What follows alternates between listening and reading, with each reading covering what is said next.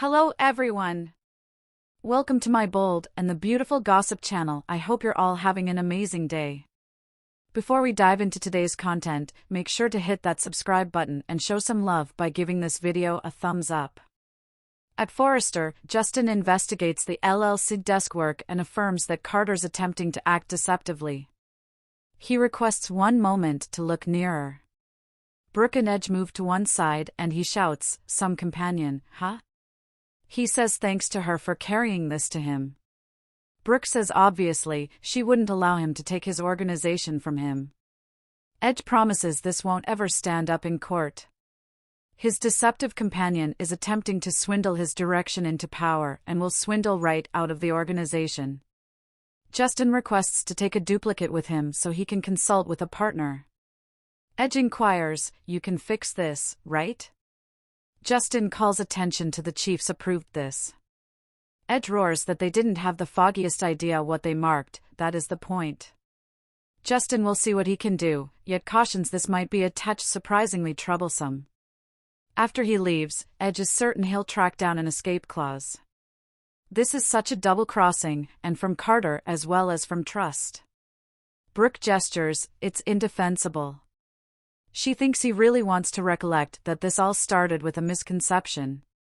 Steffi rushed to make judgment calls and terminated her girl. She's making an effort not to legitimize what they're doing, however she needs to determine it in a quiet way. Edge will determine it at this moment. In Trust's lodge, she lets Carter know this is to bring about some benefit for the organization. Carter says Edge won't view it as such. He'd lie on the off chance that he didn't concede he's fearing what's to come. Carter's dressing when he gets a text from Edge, who needs to see him. Trust thinks perhaps he's adjusted his perspective and may be thinking about his proposition and restoring expectation for what's to come. Carter would be feeling much better not to need to double-cross his companion. Carter Trust BNB. In the workplace, Edge tells Brooke, "Presently I hang tight for the backstabber." Brooke reminds him she let him know the entirety of this uncertainty. Edge says Carter has lost his viewpoint. He never figured he would see him make a vocation-finishing move like this. That is the thing, this is, a takeover endeavor. It closes today. In the lodge, Trust spouts about Carter's moving thoughts. Edge necessities to try him out. In the event that he chooses to bring her back, she will owe everything to Carter. Her beau tells her he won't withdraw. She'll have his help until the end, anything that is. She says farewell to him and wishes him karma. Carter Trust BNB. At Forrester, Edge paces as he trusts that Carter will show up. He glimmers to the day Carter was made COO, and through a portion of their Paramount minutes. "We are family," he said. Brooke shows up at the lodge and asks Trust, "How are you?" Trust says she's fine and makes sense of Carter was there and got a text from Edge needing to see him. She trusts it's uplifting news. According to Brooke, "Indeed, I can see you, I know." Trust grins, "You do?" They lay out that Brooke was with Edge. Trust inquires as to why Edge needed to see Carter. Brooke inquires as to why he would have zero desire to see him, he's his COO and confided in dearest companion. She eyeballs Trust and thinks she appears to be exceptionally occupied. "I was trusting that you would let me know yourself." "I heard you and Carter."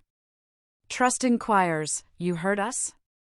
Brooke shouts that she was going to come in when she heard them discussing an upset. Taking over Forrester manifestations. Trust Brooke BNB.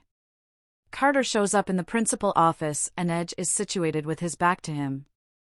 He articulates, "Close the entryway." He asks how he's doing and assuming he has something to tell him.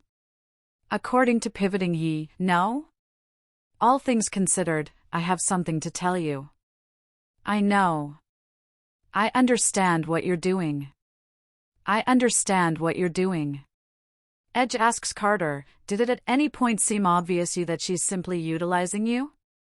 Carter inquires, "Who?" Edge answers, "Trust." He is familiar with the papers. He knows he's attempting to take control over Steffi and him, for Trust. You didn't think I'd figure it out? Carter inquires, how? Edge will exchange him a how for a why. I saw your name on the paper. You probably been blowing a gasket, yet there was no requirement for that since I confided in you verifiably. Not on the grounds that you're my COO, since you're my dearest companion on the planet, and you betrayed me. In the lodge, Trust recaps that Brooke heard her and Carter, and acknowledges she told Edge that is the reason he needed to see Carter. Mother! What's going on with you? You ought to have conversed with me first. Brooke cries, why, so I could be a piece of your arrangement? No! What were you thinking? Trust whines that they were being abused at Forrester. They offered Edge and Steffi each chance, however they wouldn't tune in. Brooke says that doesn't legitimize an overthrow. Trust stresses over the thing Carter's strolling into. What will Edge say or do now that he knows reality? My God! Trust Brooke BNB. In the workplace, Edge inquires as to whether he truly thought he'd pull off this. Giving the organization up to him?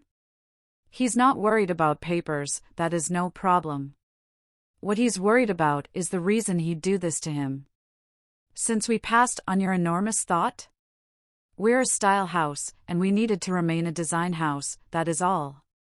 He proceeds, or was it in light of the fact that Steffi constantly treated your new sweetheart badly? How'd that cause you to feel? Miserable, irate, sold out perhaps. He made him COO since he generally realized he'd do a good job for him, the organization, and the family that has forever been there for himself and embraced him. This is the way in which you express gratitude toward them? By connecting with Trust, by battling her objective? Carter says it's a reason worth battling for. Edge pushes his seat and hollers, there's nothing commendable about any of this. What has been going on with you? I realize what has been going on with you. Trust happened to you. The same way she happened to Liam and to Thomas, since that is what she does. Carter turns his head and Edge howls, check me out. She gets her guides into you, and she shape you, and she charms you until you love her such a lot of you can't inhale, and afterward she drives you away. He's betrayed his companion and sibling for what? For trust. Edge comprehends that Carter is baffled that they didn't take his large thought. You know business, you know how it works. All in all, is it truly in light of the fact that Steffi was unkind to your little sweetheart? He double-crossed every one of them for that? That doesn't seem like him by any means, it seems as though Trust. Taking this organization from individuals that adoration him doesn't seem like him by any means. Steffi let him know Trust was in Carter's mind, he didn't trust it. He wishes he had. Perhaps he might have held him back from going insane. I didn't see it. Sitting, Edge inquires, what do we do now? What do I do? I understand what I need to do. I need to allow you another opportunity. He recommends they disregard the papers. On the off chance that he cuts off this poisonous friendship, they'll be all right. Carter inquires, you maintain that I should end things with Trust?